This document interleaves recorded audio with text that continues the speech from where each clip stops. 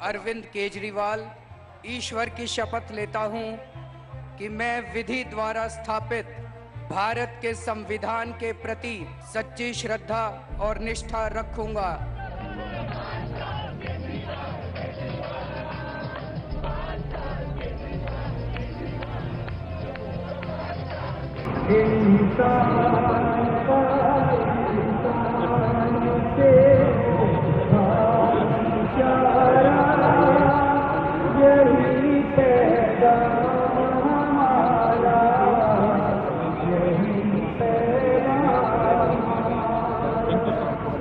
प्रचंड बहुमत के साथ केजरीवाल जब दूसरी बार दिल्ली के मुख्यमंत्री बने तो उन्होंने जनता को अलग दिल्ली का सपना दिखाया। एक ऐसी दिल्ली का सपना जहां छोटे और बड़े का कोई फर्क नहीं होगा। रामलीला मैदान में अपने नए सीएम के सुर में सुर मिलाती जनता को भी लगा कि उनकी अपनी सरकार होने का दावा करने वाली ये सरकार झोपड़ियों तक दिए जरूर जलाएगी। केजरीवाल सरकार के 1 साल पूरे हो रहे हैं। सरकार खुद के कामकाज को 1 साल बेमिसाल बता रही है, अपनी उपलब्धियां गिनवा रही है। पूरे सरकार के कामकाज को लेकर या फिर अपने ही मंत्रालय के कामकाज को लेकर आप 10 में से कितने नंबर देने चाहेंगे? 11 नंबर। 11 नंबर। दोनों को कितने पूरे हुए? चुनाव के वक्त जनता से किए गए वायदे, बिजली, पानी, फ्री वाईफाई, स्वास्थ्य, शिक्षा, महिला सुरक्षा जैसे वायदों पर कितना हुआ काम? केजरीवाल के 1 साल के कामकाज के बारे में क्या सोचती है दिल्ली? हाँ, ऑड इवन मेरे हिसाब से तो ठीक है। एटलीस्ट कुछ तो करना ही पड़ेगा ना कहीं से तो शुरुआत करनी पड़ेगी। क्या है, कम पोल्यूशन में फर्क पड़ा, लेकिन फिर भी कुछ ना कुछ तो पड़ा ही है। काफ़ी सुविधा मिली है लोगों को, और सबसे ज़्यादा जो बुजुर्ग आदमी हैं, बच्चे हैं या यंग हैं, उनको हेल्थ में काफ़ी सुविधा। आम आदमी पार्टी का 1 साल का काम लोगों में उम्मीद जगाता है या इस सरकार से भी ना उम्मीद है दिल्ली? देखिए केजरीवाल सरकार के मंत्रियों का रिपोर्ट कार्ड। 1 साल बेमिसाल या बवाल? 1 साल बेमिसाल या फिर बवाल? केजरीवाल सरकार के 1 साल पूरे होने पर हम जनता से उनके मंत्रियों के कामकाज का लेखा जोखा मांग रहे हैं। कल हमने परिवहन मंत्री गोपाल राय के कामकाज के बारे में जनता से पूछा था। आज बारी है केजरीवाल सरकार के दूसरे अहम मंत्री जिनके कंधों पर दिल्ली की प्यास बुझाने की बड़ी जिम्मेदारी है। जब ये मंत्रालय कपिल मिश्रा के पास आया तो उनके सामने खुद को साबित करने की बड़ी चुनौती मुंह खोले खड़ी थी।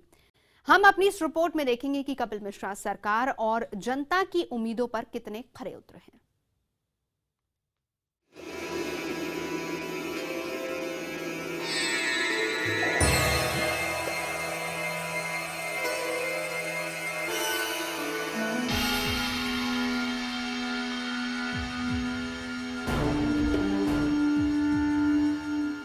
नाले में तब्दील हो चुकी मैली यमुना के किनारे महाआरती की तस्वीरें दिल्ली के लिए बिल्कुल नई थी।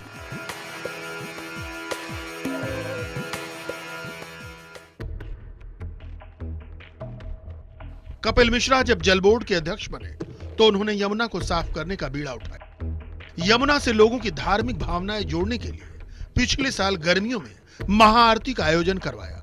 जगमग रोशनी के बीच यमुना किनारे अरविंद केजरीवाल अपने पूरे मंत्रिमंडल के साथ शामिल हुए।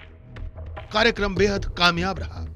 हालांकि मैली और नाले में तब्दील हो चुकी यमुना में जान फूंकने की चुनौती अब भी बरकरार है। कपिल मिश्रा के मुताबिक सरकार नालों को यमुना में गिरने से रोकने की योजना पर काम कर रही है।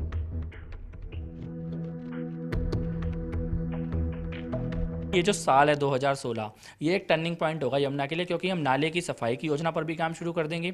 हमारे जो एसटीपी सीवर ट्रीटमेंट प्लांट बन रहे हैं वो भी लगभग अपनी पूरा उनका काम होने वाला है। अगले साल तक पूरा हो जाएगा उनका काम, और प्लस लोगों को नदी से जोड़ने का जो काम हम शुरू कर रहे हैं उसको आगे बढ़ाएंगे। तो 3 साल का जो हमारा लक्ष्य है, मुझे लगता है उस दिशा में हम सही आगे बढ़ रहे हैं। दिल्ली की प्यास बुझाने की बड़ी जिम्मेदारी कपिल मिश्रा के कंधों पर है। वो कहते हैं कि मौजूदा समय में प्रतिदिन 900 MGD पानी का उत्पादन हो रहा है, जो अब तक का रिकॉर्ड है। सरकार ने 2016 के अंत तक दिल्ली के हर घर तक दिल्ली जल बोर्ड का पानी पहुंचाने का वादा किया, जिसमें 237 अनाधिकृत कॉलोनियां भी शामिल हैं।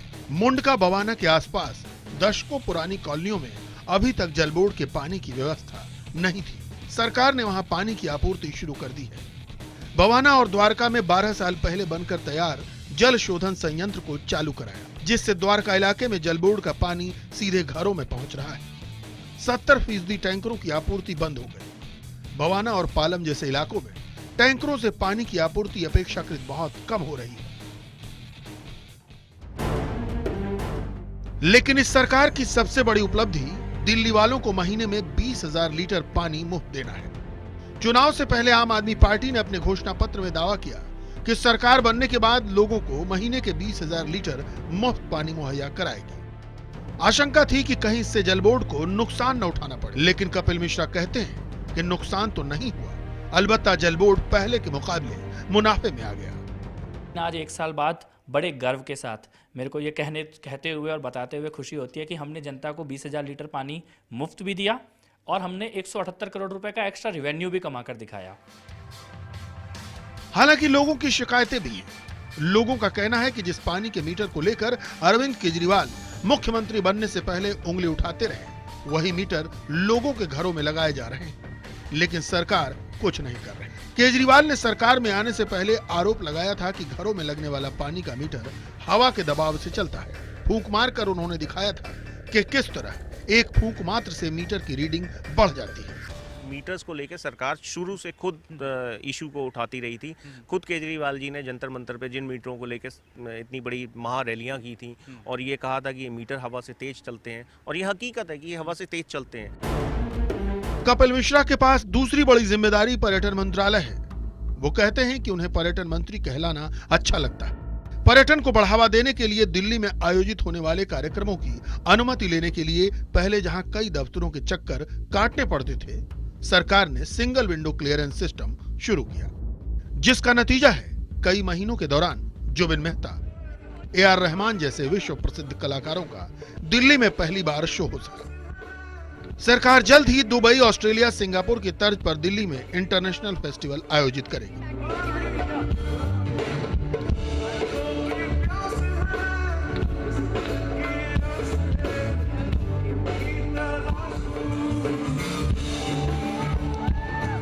मैडम तुसाद का म्यूज़ियम, जो वैक्स म्यूज़ियम होता है, वो दिल्ली में आया है और मेरे को लगता है शायद पूरी दुनिया के शहरों में एक कंपटीशन होता है कि ये कहाँ पर आएगा, और जिस भी शहर में ऐसा कोई म्यूज़ियम आता है वहाँ पे टूरिज्म कई गुना ज़्यादा बढ़ता है। कपिल मिश्रा के साथ जुड़ा एक विवाद भी है। जितेंद्र तोमर के बाद कानून मंत्रालय कपिल मिश्रा को सौंपा गया, लेकिन कुछ महीनों में ही उनसे छीन लिया गया और मुख्यमंत्री केजरीवाल ने डिप्टी सीएम मनीष सिसोदिया को कानून मंत्री बना दिया। दरअसल 28 अगस्त 2015 को मुख्यमंत्री अरविंद केजरीवाल को कपिल मिश्रा की लिखी चिट्ठी से जाहिर हुआ कि सरकार में सब कुछ ठीक नहीं था। कहा गया कि मिश्रा को पहले से ही अंदाजा लग गया था कि उनसे कानून मंत्रालय लिया जा सकता है। 28 अगस्त 2015 को कपिल मिश्रा ने अपनी चिट्ठी में लिखा था कि पूर्व मुख्यमंत्री शीला दीक्षित के ऊपर FIR की सिफारिश करने पर उनकी कुर्सी जा सकती है, उनके खिलाफ साजिश हो सकती है। इसके बाद उन्हें कानून मंत्री के पद से हटा दिया। सूत्रों के मुताबिक केजरीवाल के कई कानूनी सलाहकार कपिल के काम से खुश नहीं थे, बार बार शिकायत कर रहे थे। कपिल मिश्रा जब कानून मंत्री थे तो उनको हटाया गया, वो सबके सामने जग जाहिर है किस तरह किन कारणों से हटाया गया। शीला दीक्षित के अगेंस्ट चीख कर सरकार में आने वाले, मेरे पास इतने पेजों की लिस्ट है, मेरे कॉमनवेल्थ गेम्स घोटालों की लिस्ट है, और आज बिल्कुल चुप है ये सरकार। बहरहाल अभी सरकार के 1 साल ही बीते हैं, 4 साल में कई और भी वादे हैं जिन्हें पूरा करने की चुनौती है। रवि सिंह, दिल्ली, IBN 7। तो पिछले 1 साल में कपिल मिश्रा के सामने भी बहुत सारी चुनौतियां आई, बहुत सारे अप्स एंड डाउन्स आए। खुद कपिल मिश्रा क्या सोचते हैं इसको लेकर दिखाएंगे, उनके साथ बातचीत भी, लेकिन उससे पहले केजरीवाल सरकार के एक और अहम मंत्री की बात करते हैं। उप मुख्यमंत्री मनीष सिसोदिया के बाद सत्येंद्र जैन ही ऐसे मंत्री हैं जिनके पास ढेरों विभागों की जिम्मेदारी है। सत्येंद्र जैन के पास स्वास्थ्य के अलावा PWD, स्वास्थ्य और बिजली मंत्रालय है। देखते हैं कि कैसा रहा उनका कामकाज।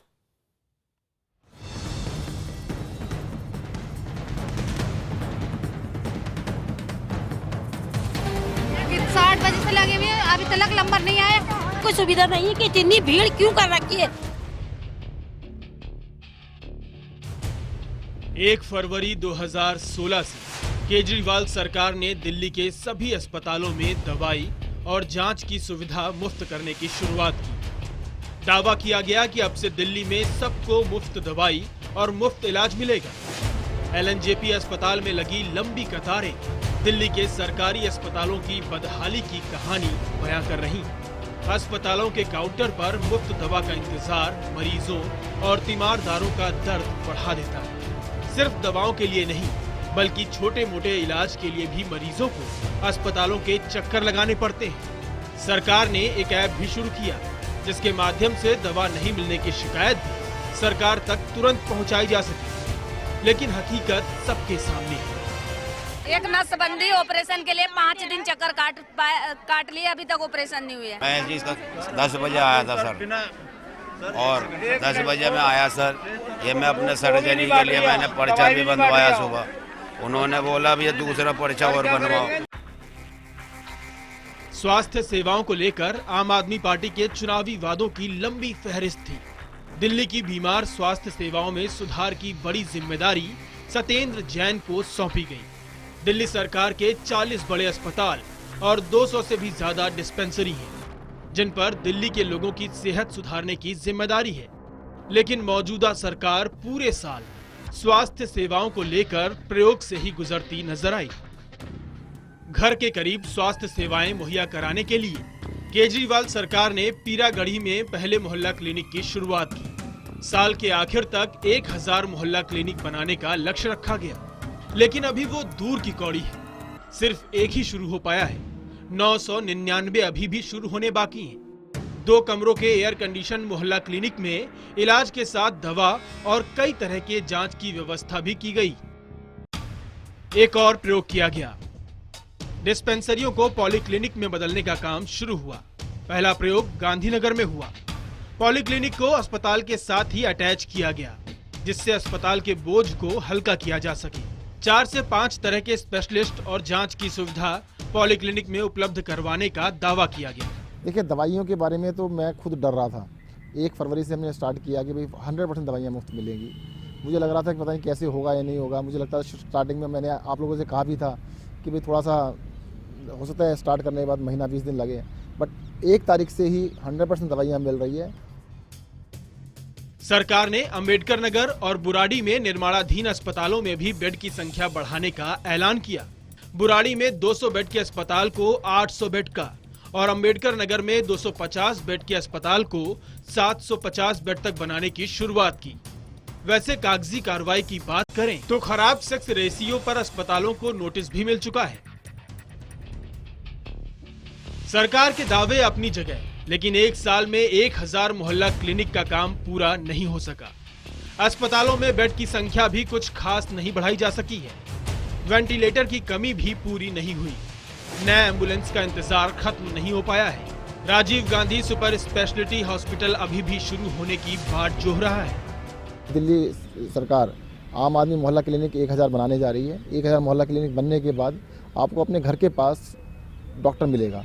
इसी तरीके से हम 150 पॉलीक्लिनिक बनाने जा रहे हैं। एक पॉलीक्लिनिक में 5 या 6 स्पेशलिस्ट डॉक्टर होंगे, जहाँ पे आप दिखा सकते हैं। सितंबर अक्टूबर में डेंगू से दिल्ली कराह रही थी। मरीजों की संख्या बढ़ती गई, लेकिन दिल्ली सरकार के अस्पतालों में इलाज को लेकर कई बार लापरवाही सामने आई। 30 से ज्यादा लोगों की मौत सिर्फ डेंगू की वजह से हुई, जबकि मरीजों का आंकड़ा 1000 को भी पार कर गया। दिल्ली सरकार पर दबाव काफी बढ़ा कि समय रहते डेंगू के रोकथाम के क्यों उपाय नहीं किए गए। लेकिन डेंगू के पूरे सीजन में दिल्ली सरकार एमसीडी पर और एमसीडी दिल्ली सरकार पर जिम्मेदारी थोपती रही। जो है डेंगू के जितने पुराने रिकॉर्ड थे, सब रिकॉर्ड टूट गए। पहली बात तो है कि डेंगू को कंट्रोल करने के लिए बड़ी मेहनत करनी पड़ती है, वो ये लोग कंट्रोल नहीं कर पाए। सरकार भले ही लाख दावे कर ले कि उसके अस्पतालों की दशा सुधरी है, लेकिन हकीकत यह है कि इन अस्पतालों पर लोगों के इलाज में कोताही के आरोप लगे हैं। कई बार ऐसी घटनाएं सामने आई हैं जब मरीजों को इलाज के लिए एक अस्पताल से दूसरे अस्पताल भटकना पड़ा है। रवि सिंह, दिल्ली, IBN 7।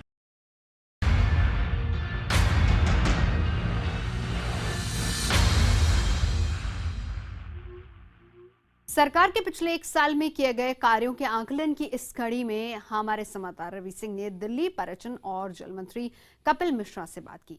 सरकार के कामकाज को लेकर क्या है उनकी राय और क्या सोचते हैं वो, सुनिए। हमारे साथ में दिल्ली जल बोर्ड के चेयरमैन कपिल मिश्रा हैं। कपिल जी, ये बताइए कि जो पानी को लेकर वादा था, क्या आपको लगता है हकीकत में लोगों को इससे फायदा हुआ है जो वादे किए गए थे?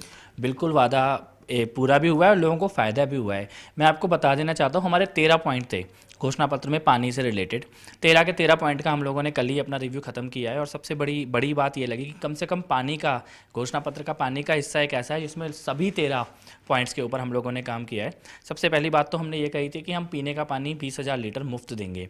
वो हमने आते ही 20,000 लीटर मुफ्त दिया। कि जो मीटर है, नए मीटर है, उसको लेकर भी काफ़ी विवाद रहा है। हालांकि जब सरकार नहीं बनी थी आम आदमी पार्टी की, उस समय मुख्यमंत्री अरविंद केजरीवाल ने भी गुण मीटर को फूंक मार के ये कहा था कि हवा से चलता है, लेकिन वही मीटर अब लग रहे हैं। नहीं, वो मीटर नहीं लग रहे हैं। अब मैं आपको बताऊं, हम लोगों ने पहले लोगों को जल बोर्ड से मीटर लेने पड़ते थे और उसकी कीमत भी चुकानी पड़ती थी, महंगी लाइनों में लगना पड़ता था, मीटर लगता नहीं था, अनऑथराइज कनेक्शन लेना पड़ता था।